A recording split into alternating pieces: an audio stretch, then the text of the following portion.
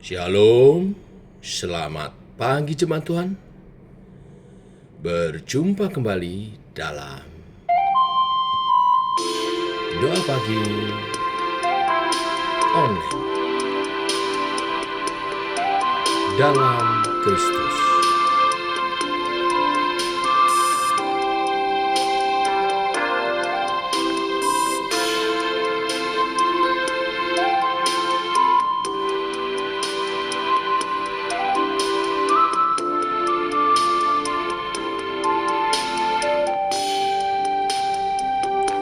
Dalam Kristus ku berikan kemuliaan atas kemenanganku.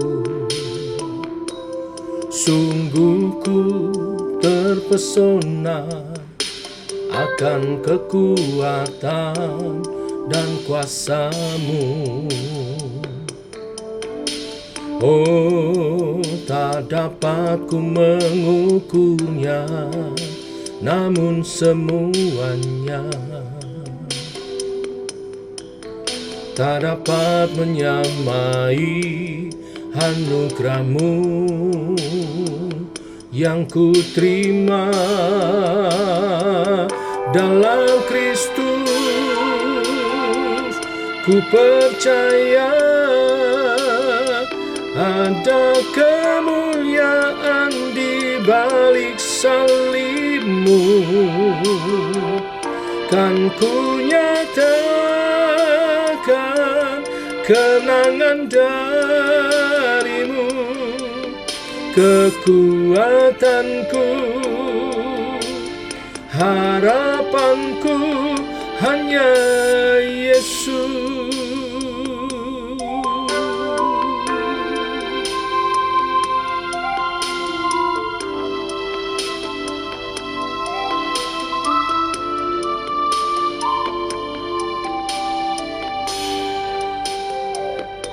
Dalam Kristus ku berikan kemuliaan atas kemenanganku.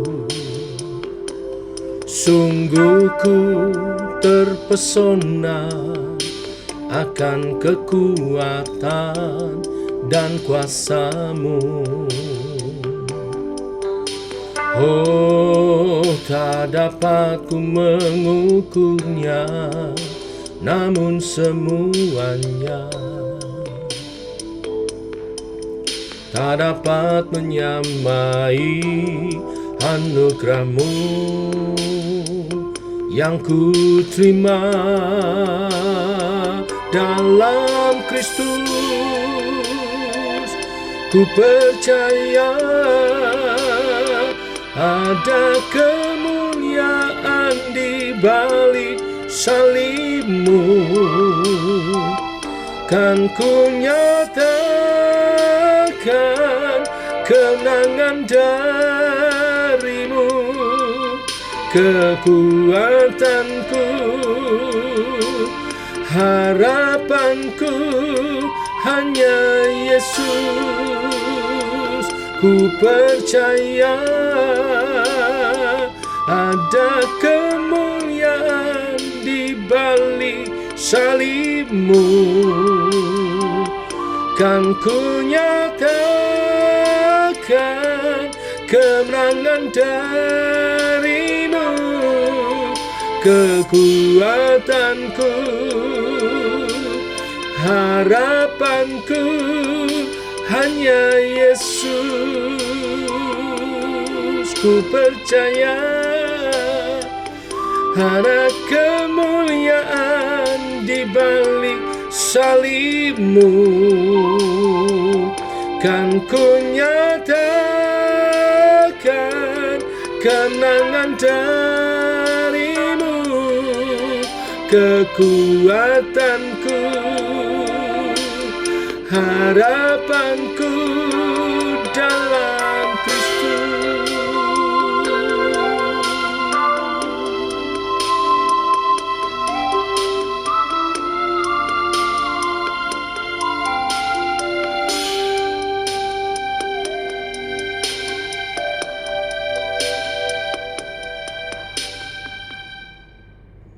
Tiba waktunya untuk kami merenungkan firman-Mu.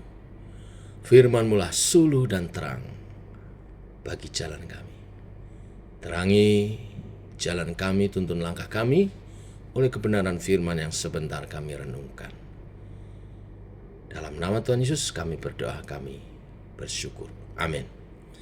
Bapak Ibu jemaat Tuhan, pagi hari ini kita lanjutkan renungan firman Tuhan dari Ibrani pasal 7 ayat 1 sampai dengan yang ke-10. Firman Tuhan hari ini berbicara tentang Melkisedek, Raja Salem sebagai tipologi Yesus Kristus. Demikian firman Tuhan. Sebab Melkisedek adalah Raja Salem dan imam Allah yang maha tinggi. Ia pergi menyongsong Abraham ketika Abraham kembali dari mengalahkan raja-raja dan memberkati dia. Kepadanya pun Abraham memberikan 1/10 dari semuanya. Menurut arti namanya, Melkisedek adalah pertama-tama Raja Kebenaran dan juga Raja Salem, yaitu Raja Damai Sejahtera. Ia tidak berbapa, tidak beribu, tidak bersilsilah. Harinya tidak berawal dan hidupnya tidak berkesudahan. Dan karena ia dijadikan sama dengan anak Allah, ia tetap menjadi imam sampai selama-lamanya.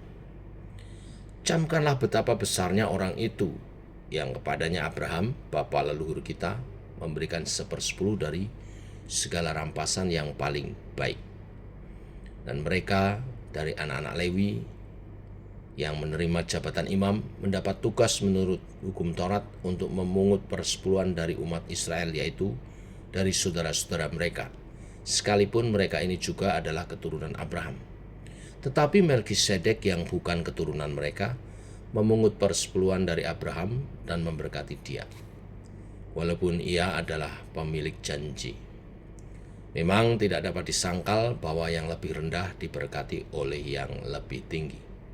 Dan di sini manusia-manusia fana menerima persepuluhan, dan di sana ia yang tentang dia diberi kesaksian bahwa ia hidup, maka dapatlah dikatakan bahwa dengan perantaraan Abraham dipungut juga persepuluhan dari Lewi yang berhak menerima persepuluhan, sebab ia masih berada dalam tubuh bapa leluhurnya ketika Melkisedek menyongsong bapa leluhurnya itu. Amin. Sampai di sini pembacaan kita. Melkisedek sebagai tipologi daripada Yesus Kristus, Tuhan dan Juru Selamat kita. Bapak Ibu, perikop kita diawali dari ayat 1 sampai 3, di mana Melkisedek yang adalah Raja Salem dan imam Allah yang maha tinggi, ia pergi menyongsong Abraham ketika Abraham kembali dari mengalahkan raja-raja dan memberkati dia. Peristiwa itu tercatat dalam Kejadian pasal 14. Nanti dibaca ya. Ketika Abraham tahu bahwa keponakannya Lot telah ditawan, ia mengirim 318 hamba-hambanya yang terlatih pasukannya untuk membebaskan Lot.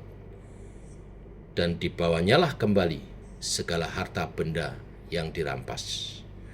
Juga Lot, anak saudaranya itu, dibawanya kembali. Dan juga perempuan-perempuan dan orang-orang keluarga Lot, ya, ada di Kejadian 14 sampai 16. Nah, setelah kembali dari perang itulah Melkisedek menyongsong Abraham. Dan Abraham mempersembahkan persepuluhan dan menerima berkat dari Melkisedek. Siapakah Melkisedek? Saya katakan dari awal, Melkisedek adalah tipologi daripada Tuhan kita Yesus Kristus. Pertama, tipologi dari namanya. Melkisedek di ayat 2 disebut sebagai Raja Kebenaran dan juga Raja Salem, yaitu Raja Damai Sejahtera. Ini menunjukkan kepada kita apa yang telah Tuhan Yesus Kristus lakukan. Bagi kita, orang-orang berdosa, tuntutan kebenaran dari Taurat harus dipenuhi sebelum seorang berdosa dapat memiliki damai sejahtera dengan Allah. Roma 5 ayat 1 mengatakan, sebab itu kita yang dibenarkan karena iman, kita hidup dalam damai sejahtera dengan Allah oleh karena Tuhan kita, Yesus Kristus. Dan juga Kolose 1 ayat 20. Ia, Yesus Kristus, mengadakan pendamaian oleh darah salib Kristus. Jadi Bapak Ibu, Melkisedek adalah raja kebenaran yang telah menebus segala dosa kita. Dan raja damai yang mendamaikan kita dengan Bapa di surga. Itulah makanya dia disebut tipologi. Yang pertama dari namanya sebagai Raja Salem dan Raja Kebenaran. Selanjutnya yang kedua, Melkisedek adalah tipologi Yesus Kristus menurut asal-usulnya. Dikatakan ia tidak berbapa, tidak beribu, tidak bersisilah. Harinya tidak berawal dan hidupnya tidak berkesudahan. Dan karena ia dijadikan sama dengan anak Allah, ia tetap menjadi imam sampai selama-lamanya. Bapak Ibu, Melkisedek seperti Kristus, tidak berbapa, tidak beribu, tidak bersisilah, tidak ada awal dan akhirnya. Dialah Alfa dan Omega, seperti Kristus yang tidak berbapa dan tidak beribu secara natur kemanusiaannya. Dan dari segi kealahannya dia disebut anak Allah. Nah, tipologi ini ingin menunjukkan apa yang ditekankan oleh kitab Ibrani adalah bahwa Kristus adalah anak Allah yang harinya tidak berawal dan tidak berakhir. Dia adalah Alfa dan Omega.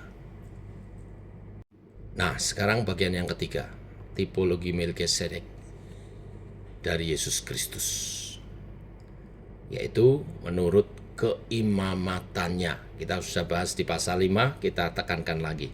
Ayat 3 katakan, Melkisedek telah dijadikan sama dengan anak Allah. Ia tetap menjadi imam sampai selama-lamanya. Mazmur 110 ayat 4 mengatakan, Tuhan telah bersumpah dan ia tidak akan menyesal. Engkau adalah imam untuk selama-lamanya menurut Melkisedek. Kemarin di Ibrani 5 kita sudah membahasnya. Engkau adalah imam untuk selama-lamanya menurut aturan Melkisedek ayat 6. Maksudnya apa Bapak Ibu? Melkisedek adalah gambaran dari Yesus Kristus sebagai imam besar agung kita, yang keimamannya adalah kekal, ditunjuk oleh Bapa sendiri, bukan melalui garis keturunan seperti keimaman Harun dari keturunan Lewi, tetapi sebagai anak Allah. Yesus Kristus keimamannya kekal, dipanggil, dipilih, dan diurapi oleh Bapa di surga sendiri. Demikian juga Melkisedek. Tidak diurapi oleh manusia, tetapi keimamannya oleh Bapa sendiri. Nah, keimaman Melkisedek maupun Yesus Kristus, karena tidak diberi dari manusia, tidak juga diteruskan kepada orang lain. Tidak ada yang bisa menggantikan keimaman Melkisedek dan keimanan Kristus, sekali untuk selamanya, kekal. Karena keimamannya diurapi sendiri oleh Tuhan, maka keimaman Tuhan Yesus maupun Melkisedek, keimamannya tidak dilanjutkan orang lain, karena ia tidak menerimanya juga dari orang lain, sehingga tidak perlu menyerahkannya kepada orang lain, atau juga tidak ada yang dapat menggantikan dia. Demikian juga Kristus dan Melkisedek. Sebagai imam, Kristus telah mempersembahkan dirinya untuk menebus dosa-dosa kita di kayu salib, di mana ia telah mencurahkan darahnya yang mahal. Nah, sekarang di bagian terakhir, yaitu Melkisedek, datang menyambut Abraham dan menjamunya, memberkati dia ketika Abraham kelelahan setelah berperang. Demikian juga Tuhan Yesus akan datang memberkati kita dan menjamu kita ketika kita mungkin juga kelelahan dalam pergumulan dunia ini, peperangan pergumulan saudara. Oleh sebab itu, mari setia di dalam iman percaya kita kepada Tuhan Yesus Kristus. Karena Tuhan Yesus Kristus, Tuhan dan Juru Selamat kita, juga adalah setia. Tuhan memberkati. Mari kita berdoa. Bapa, kami mengucap syukur pagi hari ini boleh kembali mengenal pribadi-Mu lebih dalam melalui tipologi Melkisedek, Raja Kebenaran dan Raja Salem, imam yang Tuhan tunjuk sendiri untuk Abraham mempersembahkan korban kepada Tuhan melaluinya.